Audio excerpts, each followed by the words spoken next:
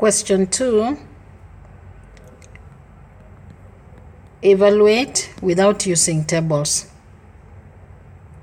Evaluate without using tables. In fact, neither should you use a calculator in this question. What do? Again, what you notice is we have numbers here. We have 64, we have 27,000. We have 2, we have 3, we have 5. So let's look for the simplest prime factors possible. The prime factors, we have 2, 3, 5. However, in the numerator, we have 64 and 27.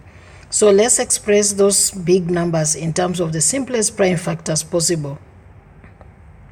So 64 in terms of the simplest prime factors is we raise in terms of 2 raised to the power 6. But this 64 is raised to the power negative a half multiplied by 27,000.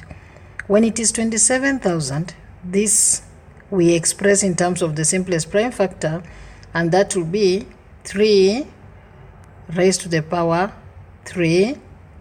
Then we multiply by 10 raised to the power 3. Don't worry where it has come from. This is how we get it. We look for simplest numbers that can be factorized easily.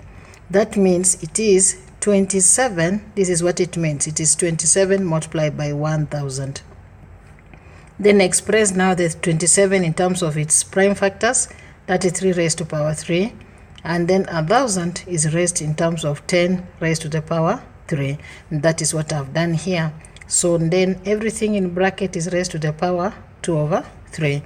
Then the denominator is 2 raised to power negative 4 multiplied by 3 raised to the power 0 multiplied by 5 raised to the power 2. So what we do here now, we again apply several laws of indices.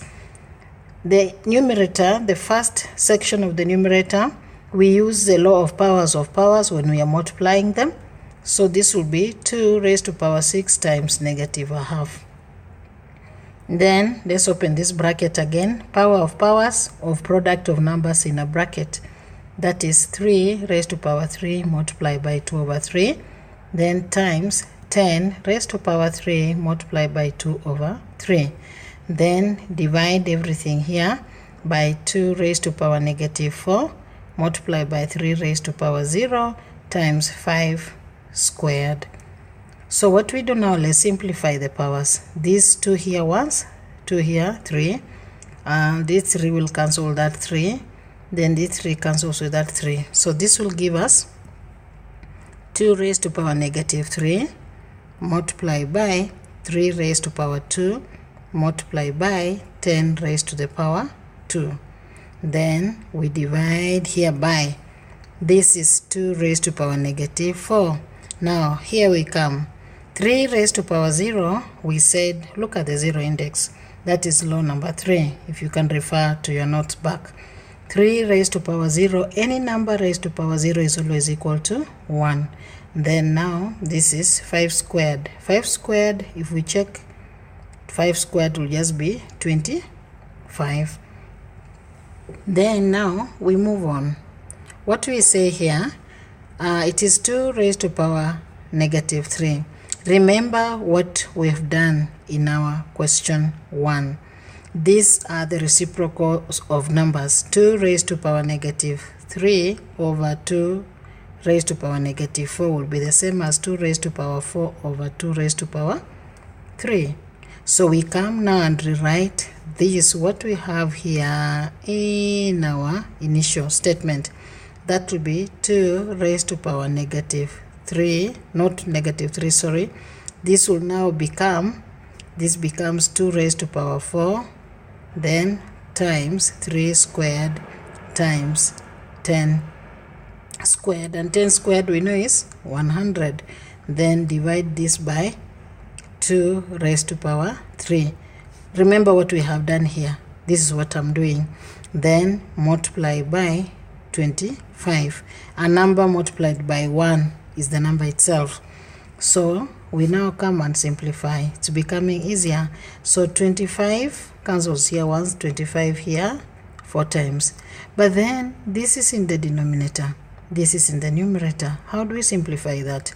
we now again come and rewrite as 2 raised to power 4 multiplied by 3 raised to power 2 multiplied by 2, multiplied by 4, but 4 can be written as 2 squared.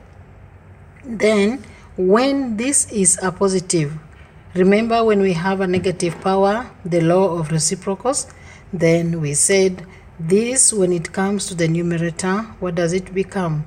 It becomes 2 raised to the power negative 3, if you can remember.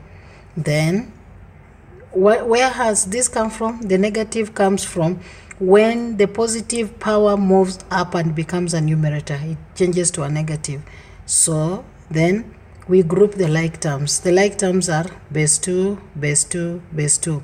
So this will be 2. Now remember our first law.